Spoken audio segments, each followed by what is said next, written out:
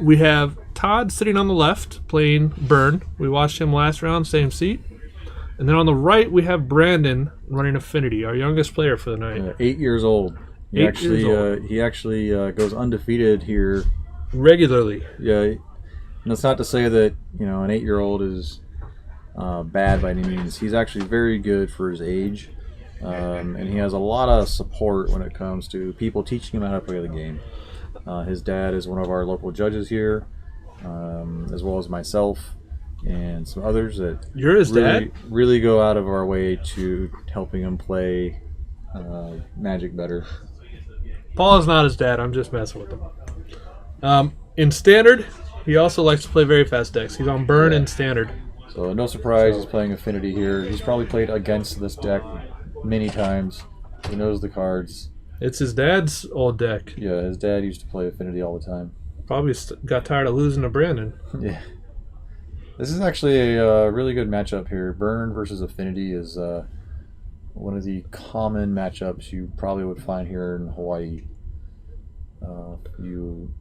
Hawaii is known for Burn players, I hear. Burn and Affinity. We've had some luck with Burn A lot of players. Affinity players too. You can't go wrong with robots.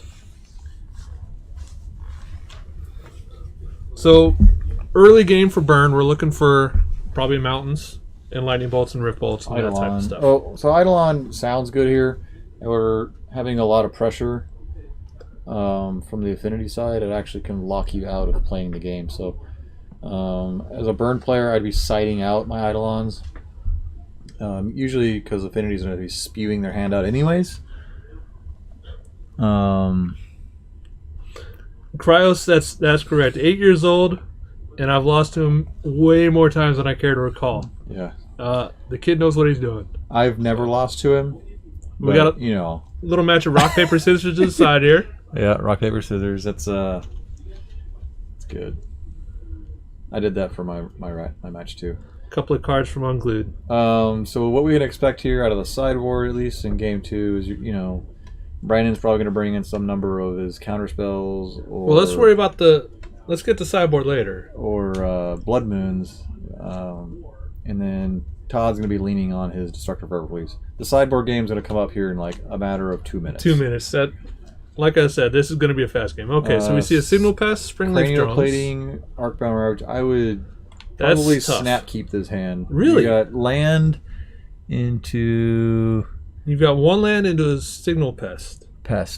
Into... Springleaf Drone, Pest. So now, on Todd's side, we see the Eidolon. One land. It depends on if he knows what he's playing against or not. Yeah. If he knows that he's playing... I didn't see what he kept. Like, what were the cards in his hand? But I did not see a lot that I... Fetch shocking here. I don't like one land hands, Paul. No, I don't either. You have to be able to cast pretty much everything in your hand. Now, Brandon's hand with the Springleaf Drum, once you have a creature, you can tap that creature for mana. So he kind of had more than one land, but it's still... I didn't see any Ornithopters, Memnites, nothing free. Yeah, generally, Brandon's not afraid to be very aggressive. Neither is that Swiftspear. So, Todd is likely going to get severely punished for Fetch Shocking here, keeping a one-lander if he doesn't have a turn 2 play. Yeah, Pest into probably Springleaf Drum next turn, I'd imagine. Into another... I don't remember what else he had in his hand. But. Now, once he sees the Signal Pest, he knows he's playing Affinity. Correct. Do you burn the Pest? Or do you burn any of the creatures? I don't know. It depends on what he has in his hand. What burn is it? Apparently, stuck on one. Apparently it's a Swiftspear. But given the opportunity, do you Lightning Bolt any specific creatures out of Affinity? All right, so he's got 2 land. My number 1 offender out of Affinity is going to be Vault Scourge. Okay. Or how about that one? They mistakenly play an Etch Champion without Metalcraft. I'm seeing a Steel Overseer about to hit the table. Yep. It's actually not that good in this matchup. It's a little slow. It's probably a card he's going to side out. Okay. In game 2. At least a copy of it. Todd found a second land. Yep.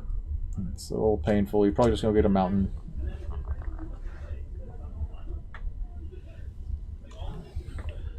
He's thinking a bit.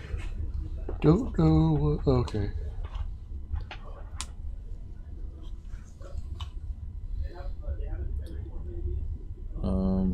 So even this can be a bit rough for Affinity to come back from. This is just a lot of dudes on board.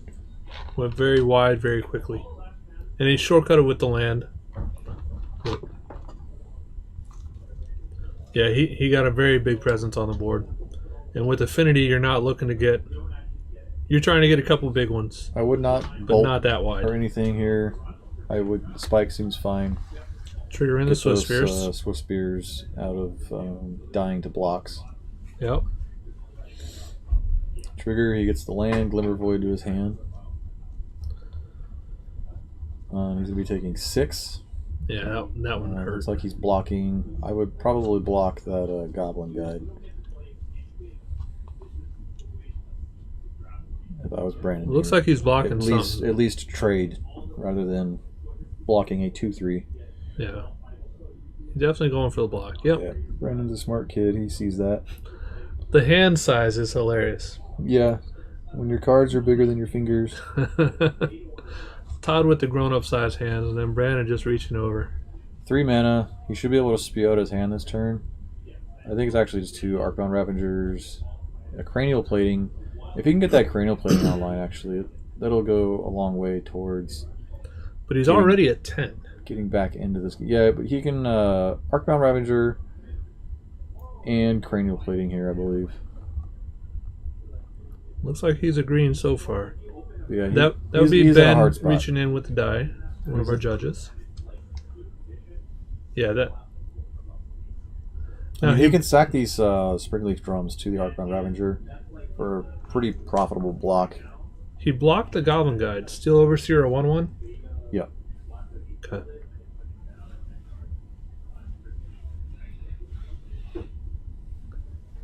Suspending Rift Bolt. Suspending Rift Bolt. Double Rift Bolts. Bit slow. Probably not going to see any attacks here.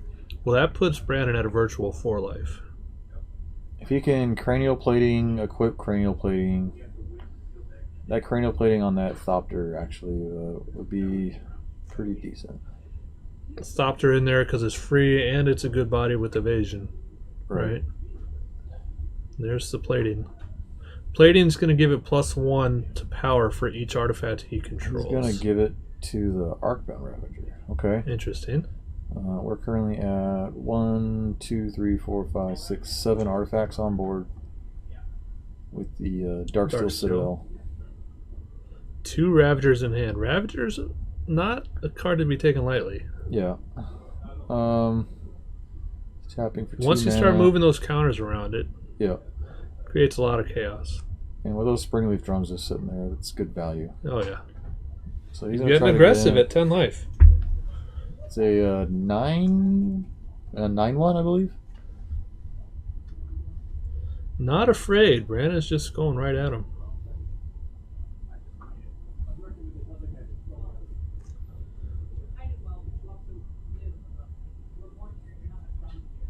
Todd decided that's a bit much to let through.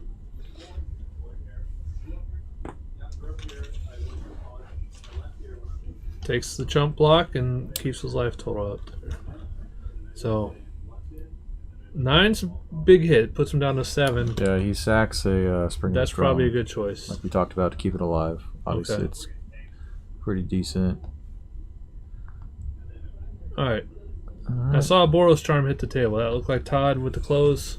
So I'd imagine Branden here, he's probably going to take out his Mem Knights. They're kind of derpy creatures, don't really do too much. Right. And then he's probably going to bring in... Ornithopter sticks around though, right? Because it's flying in the 2 toughness. And it's got a nice butt. I imagine he's probably going to bring in like a Blood Moon, maybe some Stubborn Denials. Probably Blood Moon to keep Todd on 1 color. Yeah, so Destructive Revelry is probably the biggest card coming out of the side here. You can see 4 cards that Todd just grabbed. Yep, those are all D-Revs. 4 green-red? Yeah, so if Branden can keep Todd off of green, he'll have no way to answer Blood Moon, and it'll make 4 dead cards in his deck, which is not where you want to be in an aggressive matchup. You don't want to have dead cards in your hand. He's probably taking out Eidolons. Hopefully he's taking out Eidolons. It looks like I didn't see any Eidolons. Yeah, he had already pulled him out when we got to him. See it? Yeah, I don't see. Are you expecting to see the Lightning Helix is still in there? Yes. Yeah, Okay, because there like it I said is. earlier, like Helix is good if you're being pressured. Okay. In a black-green deck, black-green X decks, you're not really being pressured. I think that was a Searing Blood he threw out. Searing Blade. You want all your removal like Searing Blade. I think that's just fine. Blood. Searing Blood. He had a Searing Blood main deck. I believe I saw one in there. Okay. I don't know. That's odd. I'm not a red player traditionally, Sure. but we'll see. So there's the Destructive Revelries you were talking about. And it looked like 3 paths. Oh, he brought in Path. Okay, so he was taking out some of his harder to cast removal for a single color removal, which plays into the Blood Moon. I think the Blood Moon's only a 1-of out of the Affinity deck here. So it's going to be harder to find, but if Branden can open up with a Blood Moon, he's going to be in real good shape. Yep. Now, Blood Moon for Branden, he could play as early as turn 2. Yep, with Mox Opals. Actually, turn 1, Mox Opals, Springleaf Drums. Yep. No, turn 2. Regardless, He can get it out quick. It's going to be really good. So Yeah. if Branden can identify that Todd is fetching for Stomping Grounds early in the game, then he can see, oh, he probably has one in hand. Yep. If he's not being as aggressive with it, he can really get punished for tapping out early. Like in the early turns, I don't think Todd wants to be tapping out. He wants to be representing, I have D-Rev ready. Because in response to playing the Blood Moon, all you're going to do is go fetch out your Stomping Ground, float a green, let Blood Moon resolve, spend that green before the end of the phase, and kill that Blood Moon. Okay. So here we got Branden, again, 8 years old against Todd. I'm pretty sure he's more than 8. And A smidge. I'm guessing Branden on the play. No Blood Moon in Branden's hand. I do see Moxes. We got Mox. I like how you're turning to the side of the screen, Andy, as if I'm trying to get a better viewing angle. Yeah. Looks like it wasn't good enough. I didn't see any lands at all. Yeah. With my better we got viewing angle. 2 mulligans here, so no real advantage. Well, Affinity mulligans probably better than Burn does. Is that because Burn just needs that critical number of cards? Well, Affinity is going to spit its hand out, so Right. spitting out 7 or 6 cards is marginal. Where in a post sideboard game like this, Todd's hands are going to be a little more clunkier, depending on what he draws into, because now he's adding removal, like specific removal, to his deck, rather than the consistency of Burn, which is usually just 3, 3, and 3. Like. So he's diluting his damage spells. Each player going to 6.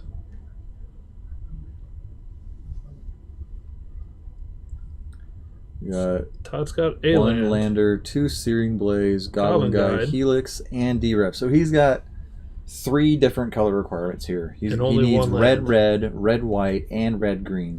I would mulligan that hand. And I see 1 land, Springleaf Drum, Ornithopter, Signal Pass, and Ravagers. That's a keep. I would keep that, yep. Yeah. Todd is keeping, it looks like. That is a dangerous keep. He's bottoming. Yep. Those hands, just based on opening hand, it looks like Branden's If I had to make... got an edge. I didn't see what he was scrying here, but... Yeah, well, he left it on top. I'm guessing something to... I don't know what it is. Here comes Springleaf Drum. Pest. Yep. Should be the next one. So he kept a 6-card hand. He's played 4 of them. Yeah. Looks like Brandon's just got a little bit of the jitters, but Yeah. he got it. Todd... Doesn't look like Todd drew into another land, but... Ooh. Blood Moon is shown. Not a bad one on top. Todd is probably regretting pretty hard. Now, Branden only that. had 1 land. Yeah, but Todd doesn't know that, right? So He doesn't. easy ways to make mana here.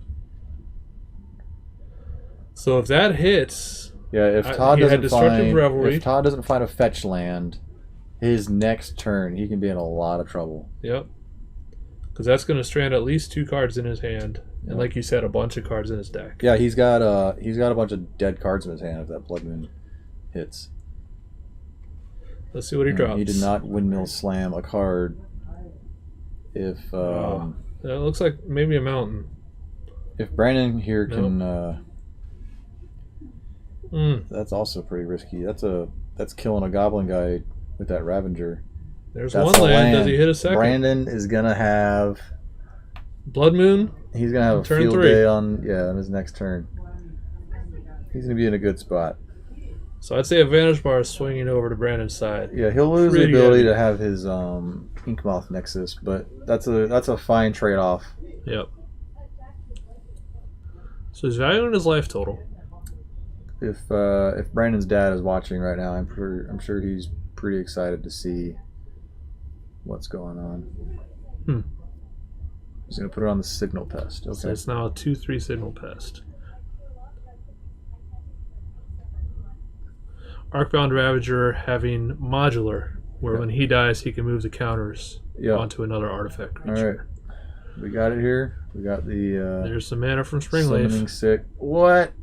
He's there. There he goes. Slow rolling Todd, trying to freak him out. Todd is Moon in probably heartbroken right now on one land. Even if he draws this stomping ground off the top, it still isn't going to do anything for him other than kill a creature. Signal Pest on beatdown mode. Yeah. Don't see that every day. I think Brandon's got this game locked up. And that's if Todd keeps swinging with that goblin guy, all he's going to do is be helping his opponent out. And you can't block with it either. Because Signal Pest can't be blocked unless it's flying. Correct. Yeah, let's see what he reveals So here. he's damned if he do, he's damned if he doesn't. Cranial plating is going to be a beating here. Speeding up that clock. With Ornithopter. Signal Pest down. So he did use a burn spell on it. Just trying to buy time. And I don't think Todd has an out to plating with Thopter outside of Lightning Bolt now. Okay. And the Blood Moon's there to stay because red doesn't deal with it by itself. Right. I'll just go to game 3. Sorry, Todd, but bad hands are bad. You have 3 different color requirements in your hand. That's rough. You kept a 1-lander. I was going to ask if Todd even bothers playing any of his sideboard cards against Branden, but he won't have the mana to do it. Yeah, he won't. He doesn't have Path mana available this game, nor D-Rev mana. Yeah. So by playing it out, he's not going to give anything away. And he's got Galvanic Blast on top, so take care of that goblin guy. If I was Branden here, I would just take the 2 damage, not offer up any trades, because Todd is probably pretty desperate to get some creatures off this board. Yeah. And you have the answer next turn in Galvanic Blast to deal with it. So Todd's kind of against the ropes right now. yeah, he's just playing out his cards just to, make Branden kill him. Yep. This match likely not going to time. No. So there's no reason not to play it out. Right. This might be another night where Branden goes undefeated. Last week, I was talking to him before the match. Last week, he went 2-0, 2-0, 2-0. Yeah, he keeps trying to put these platings on these ground creatures. I think his dad or I might go talk to him later and let him know that, in the air is actually pretty decent too. And when all he's got is a goblin guy that's tapped. Important to note for any of you new Magic players out there, or even you experienced ones like Andy, equipment does not tap when your creature attacks. So board state is not accurately represented. Correct, yeah. That cranial plating should be upright right now. 90% of the Magic community, I believe, attacks like that with an Yeah, equipped so creature. now there's no creature attached to it, and you see a tapped cranial plating on board. Why is cranial plating tapped, is what I would ask. I'm with you, Branden. I'm with you.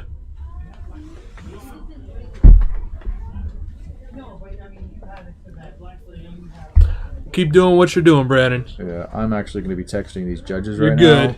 We have one sitting at tableside. Yeah, are they listening in, though? Oh, I see. No. But he is right there with the dice. The dice have been hitting very quickly. Yeah. I have not seen any tokens get handed out. But he's on the spot with the dice. Now, Branden does have an Ecomoth Nexus with Infect. No, he doesn't. He has a mountain with mountain abilities. Blood Moon. Yeah. It hits both sides. Yep. It's a fine downside. It doesn't really matter. No. Is that a Vault Scourge, as I see? That does look black. I believe that's Vault Scourge. Yep. Actually, Vault Scourge has lifelink. Yeah, the way Branden bends these cards when he plays them makes it so we can't read because of this tremendous glare.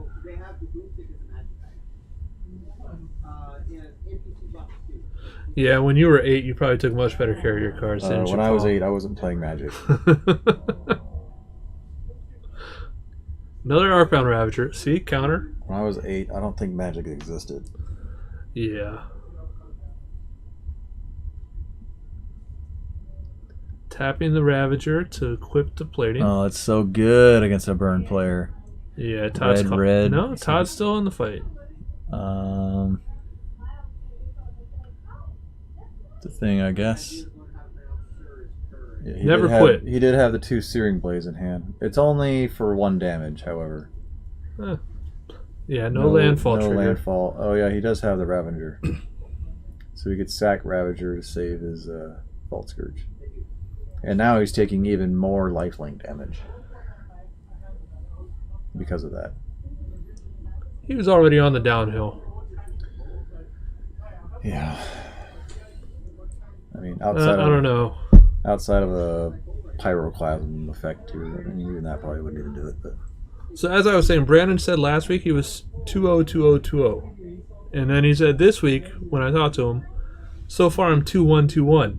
I think I'm going to go 2-1 in round 3. So not only, if it's looking like he's winning this, which will put him at 1-1. Mm-hmm. If he wins round 3, it's 2-1. Yeah. So he might have called it. Well, Todd's got 3 mountains now. This Etched Champion. Destructive Revelry in hand. This Etched Champion plus Cranial Plating is going to seal the deal on this game, more than likely. Oh, looks like he's going not. He doesn't want to play the. They don't want to show it yet.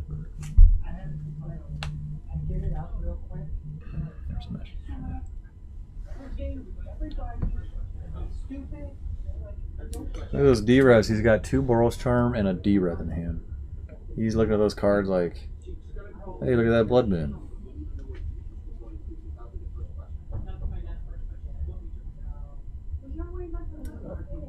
Yeah, he's just revealing his hand here, showing he couldn't do anything. Yeah. It hurts to have the answers Mm-hmm. and not be able to use them. Mm-hmm. But that's Magic. So we're now 1-1. Even Branden's deck is capable of even fighting back against those answers. So if Todd even had the answers, Branden has the ability to also play things like Stubborn Denial in his deck. So, And that's thanks, which is weird from a colorless deck. right. So So with the Springleaf Drums and the Moxes, Yeah. he can... it's great that, Todd fetch shocks down to get his green to kill the Blood Moon, and then runs into Stubborn Denial, right? So Todd may not be thinking about counterplay and Blood Moon, right? And that's why Affinity is able to attack from different axes and different types of games. Right. So we're going to be going into Game 3. This is our 3rd round here at Other Realms. We normally do 3 rounds at FNM. And so this will be our last round, and probably our last game of the night. We appreciate you all sticking with us through the difficulties we've been having, but hopefully we'll get better the more we do it. And hopefully you'll be with us for Standard tomorrow. the rest. Standard night tomorrow night. Yeah, Starting I'm not at 6 playing o'clock Standard. Yeah, I'm not playing Standard tomorrow, so. So Paul will be in here. I'll I'll- probably be in here too. Yeah. So I know a lot about the format. I'm just not into it right now. yeah, Standard. It's been a divisive format for the last couple of years. Divisive. Were you issued that word in the military, Andy? Oh, It's jeez. a big word. Do you have somebody to help carry it around with you? Just because I have a word a day calendar at home does not mean that I expect to be mocked for it. But Standard has been in a rough spot, is what I'm trying to say. It's in a fine spot. All right, what do we have here? Looks like a couple lands, an Etched Champion, and a cranial plating from Branden. So nothing out of the sideboard here. And Todd is looking at a D-Rev and a Path to Exile. And he's holding his Stomping Ground. Holding a Stomping Ground. I bet he wants to hit that. Holding Stomping Ground. Hopefully he can get it in before the Blood Moon. Yeah, it'll be interesting to see what he holds up his D-Rev for here. If he's going to be expecting more than one Blood Moon out of the side, or what. Yep. Or if he just fires it off at the first sign of an artifact or enchantment. I'm pretty sure after round 2 he's going to save that Destructive Revelations for a Blood Moon. Because that ended the game on turn 3. Looks like he might have drawn into another D-Rev. I can't exactly tell. We have hand cams, but to try and get the bigger view on screen, we're only cutting to the hand cam every now and then. So we're guessing what's in their hand when it's like this. And we see what you see. Alright, so it's there. So he's using... That's odd. So he's paying the life for it. Okay, so he's tapping both. But so that's 2 prowess triggers. yeah, so he'll be getting in for 9 this turn. Oh, it looks like he's blocking. Yeah. So Brandon decided 3 was too much. Only taking 6. So he's at 13.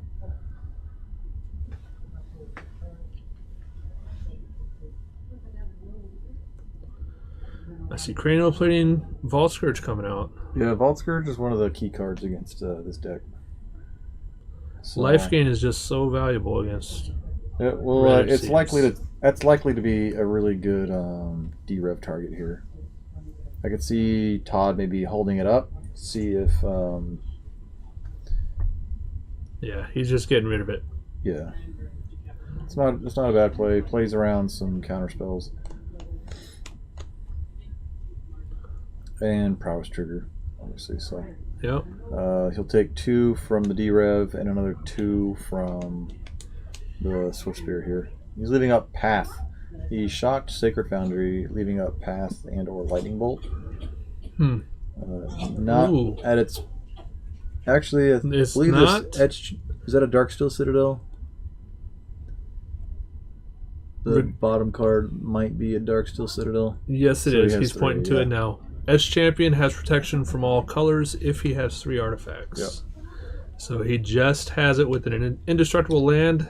This used to be a reason Burn used to run a card called Reality Hemorrhage, which dealt 2 damage to any creature. It was a devoid spell. It had red in its mana cost, but it was colorless technically. Colorless, yeah. So a good way to answer Etched Champion. Which is a 2/2 protection from everything right now. And with that cranial plating, it is going to run away with the game. We now have a 6/2. Hopefully Brandon got the message that equipment does not tap. I got a feeling it's going to tap, Paul. He did grab both cards. I have a strong feeling that cranial plate is about to get tapped. I'm actually going to text the table judge here. I'm going to text the table judge telling him to tap it. Lightning Helix targeting Brandon. I think he's just trying to get the most out of his mana and do what he can. Brandon's down to 4. So we're getting close. Ornithopter. Little derpy 02. Yeah. Arcbound Ravager. Arcbound Ravager is going to get a counter on it. So we are living in fear of burn spells. Sitting at 4 life on Brandon's side. He's got the wide board, but no cards in hand. Yeah. He can activate his Nexi. To increase the plating. Right. We'll see if he sees that or not. Now, he can only do 1. Oh, he tapped the plating. I told you it would. Ugh. I might run. It's human nature, Paul. I might run out there and slap an 8-year-old. Human nature. No. All right, so that Etched Champion now swinging for 9 damage. Well, hopefully this table judge does their job in maintaining board state. or helping the players maintain board state. Now that could have been 10 damage if he had turned on the Inkmoth Nexus. Right. Todd sitting at 10. If he can get in a swing again. He's playing mind games, trying to make Todd think he actually doesn't know about it. This could be that game Todd if he notices it. Plays into. He needs to put it on that Ornithopter. There's an artifact. There's another. All right, we're now lethal damage with that Edge Champion. Yeah, and he can actually... Edge Champion cranial plating combo. If he attacks with the infect creature, he can instant speed attach cranial plating to the infect creature. And also have answers to like removal. There actually isn't any removal. It's here. an Edge Champion. There's He's no got removal deflecting for palm, maybe, but I think that's about it. Tapping mana. What's he doing? Path? Path what? on what?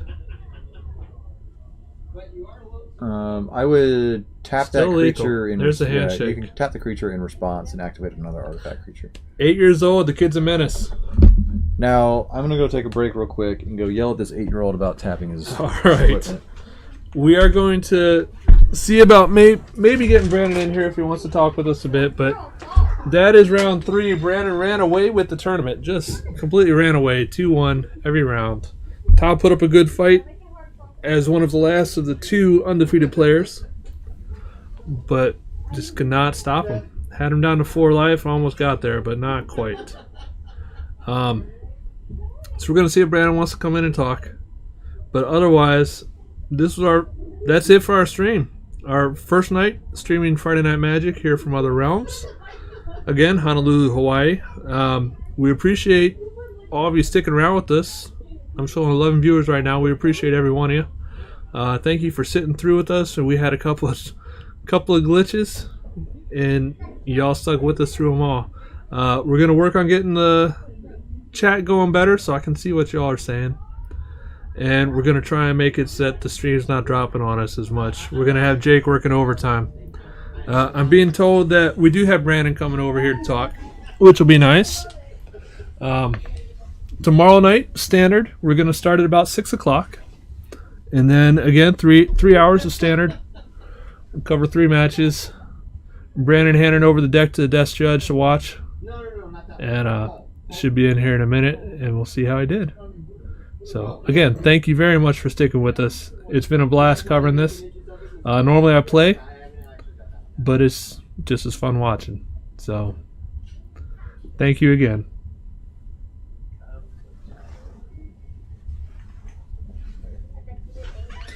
All right, I think I hear Branden coming in here.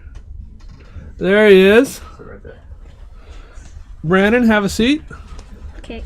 Congratulations, buddy. Thank you. How does it feel? You got to talk up. Okay. How's it feel going 2-1? You told me right before the match. You said, Andy, I went 2-1, 2-1. I think I'm going to go 2-1 again. Yeah, and it happened. You did it. How did it feel sitting down facing off against Burn? We got Paul here, and he's a Burn guy. How did it feel? I was actually pretty nervous in that last match. I thought I was just going to die to like a Borostrom or something. What was your life total at the end there? It was 4. That's not a good life total against Burn. That's dangerous. Like you said, Boros Charm would have taken it. Yep. But you got there. What? Did you know you were playing against Burn when you went into the game? No. You didn't know you were playing against Burn? No. Okay. So, and then game 2, what was your plan? Game 2, so... After sideboarding, right? You got the chance to sideboard after game 1. What was your plan going into that? Yeah, so he has like all this red and green, so if I have Blood Moon, he doesn't have access to his green mana, so he only has red. Yeah. It actually ended up being really good for you because we got to see his hand. We know you didn't. I think he showed you. Did he show you at the end what was in his hand? He had like Lightning Helix, which costed white. He had Destructive Revelry. That costed green. I think he had actually 2 of those.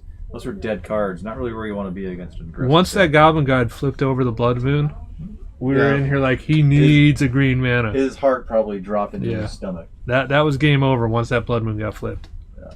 Very good choice on sideboard.